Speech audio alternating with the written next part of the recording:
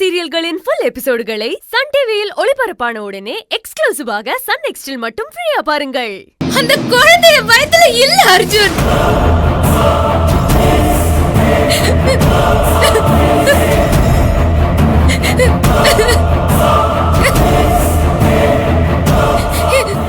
என்ன மன்னிச்சிரு அர்ஜுன். என்ன சொல்ற? எனக்கு புரியல. ஆமா அர்ஜுன், நீ நினைக்கிற மாதிரி நான் கர்ப்பமா இல்ல. என் வயித்துல இருந்த கரு எப்பவோ கலைஞ்சிருச்சு. அன்னைக்கு ஒரு நாள் பார்வதி அக்காவோட வயித்துல வளர்ற குழந்தைய அழிக்கிறதுக்கு சுசிலா அத்தை திட்டம் போட்டதா கட்டெரும்பு எனக்கு போன் பண்ணா. அக்கா அக்கா உன் பின்னால வந்துக்கா.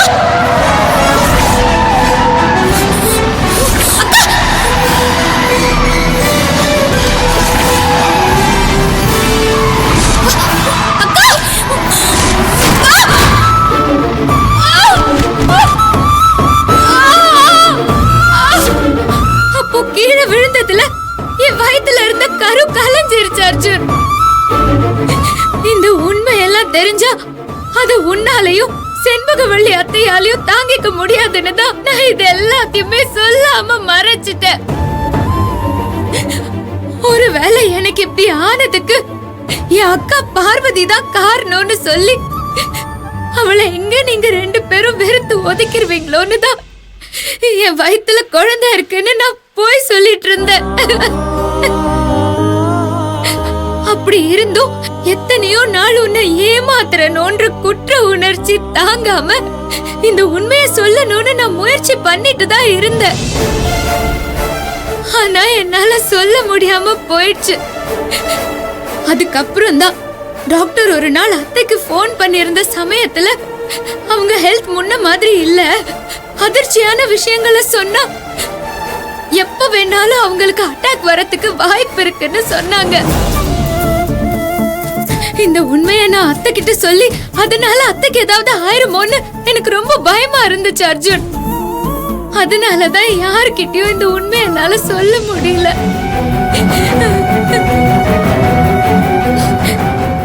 உன்கிட்டயாவது இந்த உண்மையை சொல்லிடணும்னு நான் நிறைய தடவை நினைச்சிருக்கேன். ஆனா அன்னைக்கு ஒரு நாள் உண்மையை சொன்னப்போ நீ ரொம்ப எமோஷனல் ஆகி உன்னை நீயே காயப்படுத்திக்கிட்டத பார்த்து நான் ரொம்ப பயந்துட்டேன். அதனாலதான் நான் சொன்னது உண்மை இல்ல, விளையாட்டுக்கு சொன்னேன்னு அப்பவும் உண்மையை மறைச்சிட்டேன்.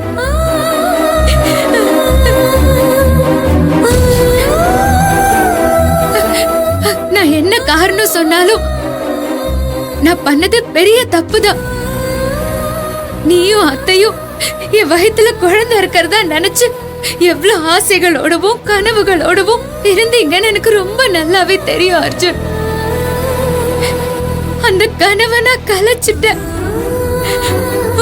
உங்களோட ஆசைய நிராசையாக்கிட்டேன். என்ன மன்னிச்சிரு அர்ஜுன். ஒவ்வொரு நாளும் இந்த உண்மையை உன்கிட்ட சொல்ல முடியாம நான் அவ்வளவு வேதனைப்பட்டேன்.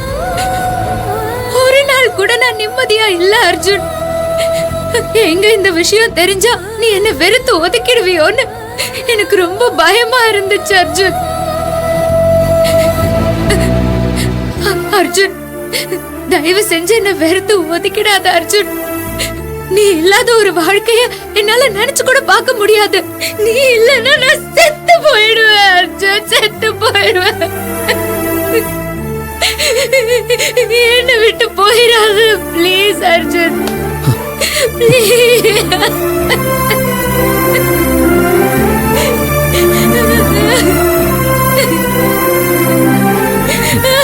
மலர், மலர், ஏய் என்ன பாருன்னு சொல்றல. நீ சொல்றதுக்கு முன்னாடியே இந்த உண்மையை நான் தெரிஞ்சுக்கிட்டேன்.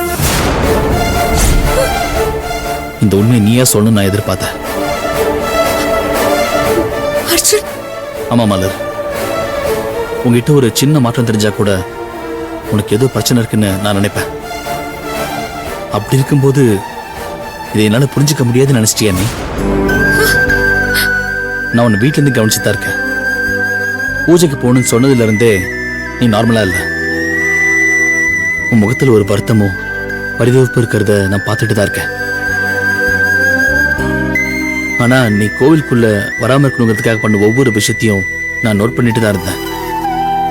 மயக்க வருதுன்னு சொன்னது, முள்ளு குத்தி கால் நடக்க முடியலன்னு காரணம் சொல்லிட்டு நீ கார்லயே இருந்தது, இது எல்லாமே கோவிலுக்குள்ள நீ வந்து பூஜையில கலந்துக்க கூடாதுங்கிறதுக்காக தான் பண்றேன்னு எனக்கு தெரியும். புருஷன் பொண்டாட்டியா நம்ம உறவை தொடங்குறதுக்கு முன்னாடியே நமக்குள்ள எந்த ஒரு அறிமுகமும் இல்லாத சமயத்திலேயே எனக்காக அவ்வளவு கஷ்டமான பரிகாரத்தை பண்ணவனே. அப்படி கஷ்டமான பரிகாரத்தை எல்லாம் பண்ண உனக்கு இந்த மயக்க வருதுன்னு சொல்றதும் இல்ல முள்ளு குத்திருச்சுன்னு சொல்றதும் பூஜைக்கு வராம இருக்கணுங்கிறதுக்கு நீ சொன்ன காரணம் தான் எனக்கு புரிஞ்சிருச்சு. இதெல்லாம் தெரிஞ்சா நாங்க வருத்தப்படுவோம், எங்களால தாங்கிக்க முடியாதுன்னு இவ்வளவு கஷ்டத்தையும் இத்தனை நாள் உன் மனசுக்குள்ள போட்டு நீ கஷ்டப்பட்டுட்டு இருந்திருக்க. இங்க பாரு மலர், நான் உன் புருஷன். உன்னோட கஷ்டம் சந்தோஷம் இது எல்லாத்துலயும் சரி பாதி எனக்கு பங்கு இருக்கு. இதான் நடந்துச்சுன்னு நீ மட்டும் உன்னோட சூழ்நிலையை சொல்லியிருந்தா நான் உன்னை புரிஞ்சுக்காம பெருத்துருவேன்னு நீதான் என்னென்னமோ கற்பனை பண்ணிக்கிற. குழந்தை கலைஞ்சிருச்சுன்னு எங்களுக்கெல்லாம் எவ்வளவு வார்த்தா இருக்குமோ அதை விட அதிகமா ஒரு தாயை உனக்கு தான் ரொம்ப கஷ்டம் இருந்திருக்கும்.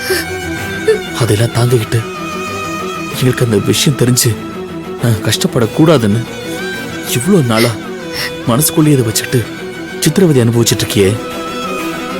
உன்ன மாதிரி ஒருத்தி எனக்கு எப்படி வெறுத்து ஒதுக்க முடியும்? நீங்க பாரு, நமக்கு குழந்தை இல்லைங்கிறது எனக்கு கஷ்டமா தான் இருக்கு. ஆனா எனக்கு நம்ம குழந்தைய விட நீதான் ரொம்ப முக்கியம் மலர். குழந்தை இல்லாம போனதுக்கு நீ காரணம் இல்ல. நீ என்ன அப்படிலாம் நடக்கும்னு தெரிஞ்சா போன. எதிர்பாராம நடந்ததுக்கெல்லாம் நீ எதுக்கு உன் மேல பழிய போட்டுக்கிற? நமக்கு குழந்தை முக்கியம் தான், அதை விட எனக்கு நீ ரொம்ப முக்கியம். இப்ப என்ன, இந்த குழந்தை இல்ல, சரி வேணாம். இப்ப என்ன, நமக்கு குழந்தைய பிறக்காதா என்ன? நமக்கு இன்னும் வயசு இருக்கு. நாம ஆசைப்படுற மாதிரி எத்தனை குழந்தை வேணாலும் நம்ம பெத்துக்கலாம், சரியா? அதையே நினைச்சு நீ கஷ்டப்பட்டு இருக்காத. என்ன, நம்ம எல்லாரையும் விட அம்மா தான் இந்த குழந்தைக்காக ரொம்ப ஆசை எதிர்பார்த்துட்டு இருந்தாங்க. அவங்கதான் இந்த விஷயத்த எப்படி ஏத்துக்க போறாங்கன்னு தெரியல. நேரா வந்த உடனே நானே அவங்க கிட்ட சொல்லி அவங்களுக்கு புரிய வைக்க முயற்சி பண்றேன்.